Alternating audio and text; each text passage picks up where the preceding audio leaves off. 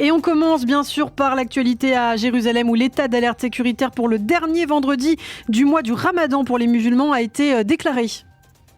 Oui, plus de 2000 policiers et forces de l'ordre assureront aujourd'hui la sécurité des pèlerins juifs et arabes dans la vieille ville de Jérusalem, et ce malgré plusieurs jours de calme relatif dans les différents secteurs, après aussi une escalade de la violence la semaine dernière, notamment des tirs de roquettes depuis la bande de Gaza, le Liban et la Syrie, et 2 attentats au cours desquels 4 personnes ont été tuées, un attentat dans la vallée du Jourdain et un à Tel Aviv. L'escalade a éclaté après justement que des émeutes sur le mont du Temple dans la nuit de lundi à mardi la semaine dernière ont éclaté.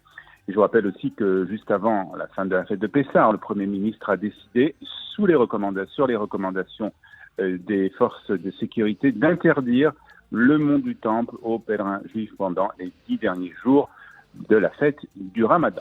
Épreuve de cette tension, Olivier, hier on apprenait qu'un attentat avait été déjoué dans la vieille ville de Jérusalem. Oui, les forces de sécurité israéliennes ont arrêté ces derniers jours un habitant de Jérusalem-Est et qui prévoyait de commettre un attentat pendant la fête de Pessah à Jérusalem.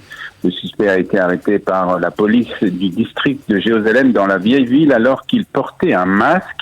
L'enquête a révélé que l'homme employé comme cuisinier avait l'intention de commettre une attaque à l'arme blanche en utilisant un couteau pris sur son lieu de travail.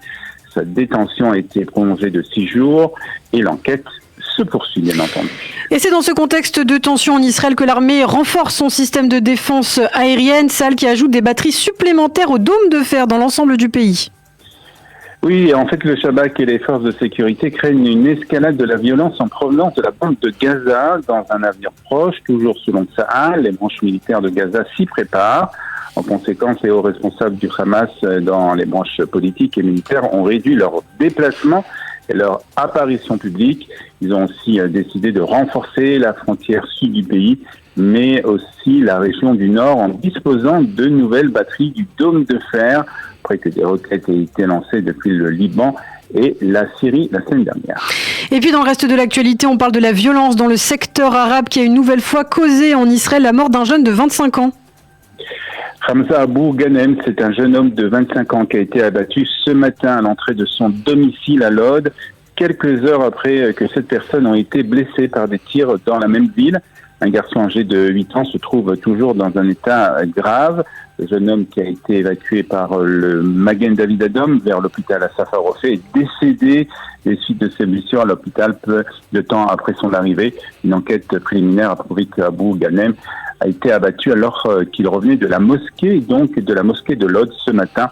La police a commencé à enquêter sur le meurtre et était à la recherche des suspects. Cependant, selon les estimations, il n'y a aucun lien entre la fusillade d'hier soir et celle qui s'est produite ce matin.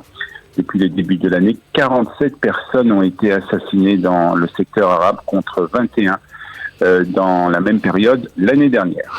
Enfin, pour terminer, une triste nouvelle, une Israélienne a été tuée dans un accident d'autocar en Corée du Sud.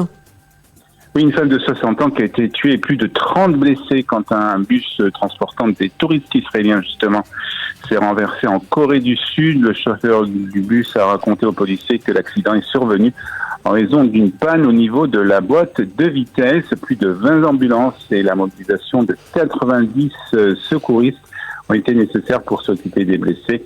Au moment de leur évacuation, 11 d'entre eux étaient définis comme blessés graves et un autre entre la vie et la mort, et donc une femme dont le décès a été constaté.